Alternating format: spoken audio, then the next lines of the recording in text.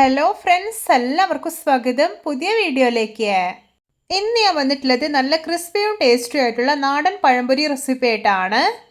എന്നും പറയുന്ന പോലെ വീഡിയോ കണ്ടിട്ട് ഇഷ്ടപ്പെടുവാണെങ്കിൽ ലൈക്ക് ചെയ്യുക, ഷെയർ ചെയ്യുക, കമൻറ്റ് ചെയ്യുക, ചാനൽ സബ്സ്ക്രൈബ് ചെയ്യാനും മറക്കരുതേ.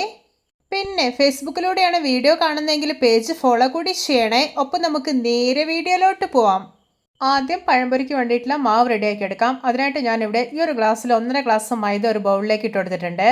ഇനി ഇതിലോട്ട് 1 table spoon cornflour, 2 table spoon വറുത്ത അരിപ്പൊടി ഇട്ട് കൊടുക്കാം. ഇനി ഇതിലേക്ക് ഒരു പിഞ്ച് ഉപ്പ് ഇട്ട് കൊടുക്കുന്നുണ്ട്.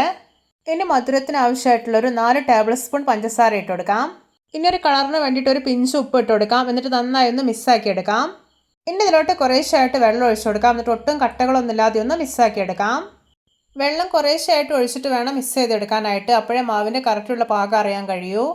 ഇപ്പോൾ ഇതാ ബാറ്റർ കണ്ടോ, നല്ല പെർഫെക്റ്റ് ആയി തന്നെ മിക്സാക്കി എടുത്തിട്ടുണ്ട്. ഇതിൻ്റെ ഒരു കൺസിസ്റ്റൻസി എന്ന് പറയുന്നത് ഓവർ ലൂസായി പോകാൻ പാടില്ല, കുറച്ചൊന്ന് തിക്കായിട്ട് തന്നെ ഇരിക്കണം. ഇനി ഇതൊരു ഹാഫ് അവർ റെസ്റ്റ് ചെയ്യാൻ വേണ്ടിയിട്ടൊന്ന് അടച്ചു വെക്കാം.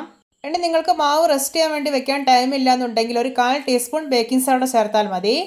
പഴംപൊരി ഉണ്ടാക്കാൻ വേണ്ടിയിട്ട് ഞാനിവിടെ അത്യാവശ്യം പഴുത്തിട്ടുള്ള 4 നേന്ത്രപ്പഴം എടുത്തിട്ടുണ്ട്. ഞാൻ ഓരോ പഴവും 3 കഷ്ണങ്ങളായിട്ടൊന്ന് മുറിച്ചെടുത്തിട്ടുണ്ട്. നിങ്ങൾക്ക് ഇഷ്ടമുള്ള വലുപ്പത്തിൽ മുറിച്ചെടുക്കാവുന്നതാണ്.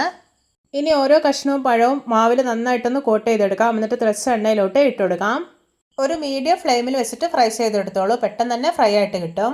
പഴംപൊരി ഉണ്ടാക്കുമ്പോൾ എണ്ണ കുടിക്കുക, പിന്നെ നല്ല ക്രിസ്പി ആയിട്ട് കിട്ടാതിരിക്കുക, അതുപോലെയൊക്കെ എന്തെങ്കിലും പ്രശ്നങ്ങളുണ്ടെങ്കിൽ ഈ റെസിപ്പി ഒന്ന് ട്രൈ ചെയ്ത് നോക്കൂ. എന്തായാലും നിങ്ങൾക്ക് നല്ല പെർഫെക്റ്റ് ആയി തന്നെ പഴംപൊരി ഉണ്ടാക്കിയെടുക്കാം. ഇപ്പോൾ ഇതിൻ്റെ ഒരു സൈഡെല്ലാം നല്ലപോലെ മൊരിഞ്ഞ് കിട്ടിയിട്ടുണ്ട്. ഇതെല്ലാം ഒന്ന് തിരിച്ചിട്ട് കൊടുക്കാം. ഇപ്പോൾ ഇതാ 2 സൈഡും നല്ല പെർഫെക്റ്റ് ആയിട്ട് മൊരിഞ്ഞ് നല്ലൊരു ഗോൾഡൻ കളറായിട്ടുണ്ട്. അപ്പോൾ ഇത് പാകമായിട്ടുണ്ട്. ഇതിനെ എണ്ണയിൽ നിന്ന് കോരി മാറ്റാം.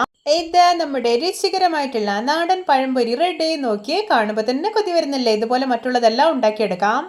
ഇതുപോലെ പെർഫെക്റ്റ് ആൻഡ് ടേസ്റ്റി ആയിട്ടുള്ള പഴംപൊരി റെസിപ്പികളൊക്കെ ഞാൻ മുമ്പ് ചാനലിൽ അപ്ലോഡ് ചെയ്തിട്ടുണ്ടായിരുന്നു. അതിൻ്റെ ലിങ്കൊക്കെ ഡിസ്ക്രിപ്ഷനിൽ കൊടുക്കാം. എല്ലാവരും അതൊക്കെ ഒന്ന് കാണണേ. ഇപ്പോൾ ഇത് നമ്മുടെ സെക്കൻഡ് ബാച്ചിലുള്ള പഴംപൊരിയും അടിപൊളിയായി തന്നെ റെഡി ആയിട്ടുണ്ട്. ഇതും പാനിൽ നിന്ന് എടുത്തു മാറ്റാം. നിങ്ങൾക്കിത് കാണുമ്പോൾ തന്നെ മനസ്സിലാവുന്നില്ലേ, ഒട്ടും എണ്ണയൊന്നും കുടിക്കാത്തൊരു പഴംപൊരിയാണിത്. എന്തോരം ക്രിസ്പി ആയിട്ട് ഇരിക്കുന്നതെന്ന് അറിയോ? വൈകുന്നേരത്തൊക്കെ ചൂട് ചായക്കൊപ്പം ഇതുപോലെ ഒരു ക്രിസ്പി പഴംപൊരി ഉണ്ടെങ്കിൽ സൂപ്പർ ആയിരിക്കും. അപ്പോൾ വളരെ കുറഞ്ഞ ഇൻഗ്രീഡിയൻസ് മാത്രം ഉപയോഗിച്ചിട്ട് എത്ര സിമ്പിളായിട്ട് നമ്മൾ ഈ ഒരു നാടൻ പഴംപൊരി ഉണ്ടാക്കി എടുത്തിട്ടില്ല അല്ലേ? എല്ലാവർക്കും എൻ്റെ നാടൻ പഴംപൊരി റെസിപ്പി ഇഷ്ടപ്പെട്ടെന്ന് വിചാരിക്കുന്നു. ഇഷ്ടപ്പെട്ട സപ്പോർട്ട് ചെയ്യാൻ മറക്കരുതേ. അപ്പോൾ ഇതുപോലെയുള്ള വെറൈറ്റി വീഡിയോകളായി നമുക്ക് വീണ്ടും കണ്ടുമുട്ടാം. Okay, bye bye.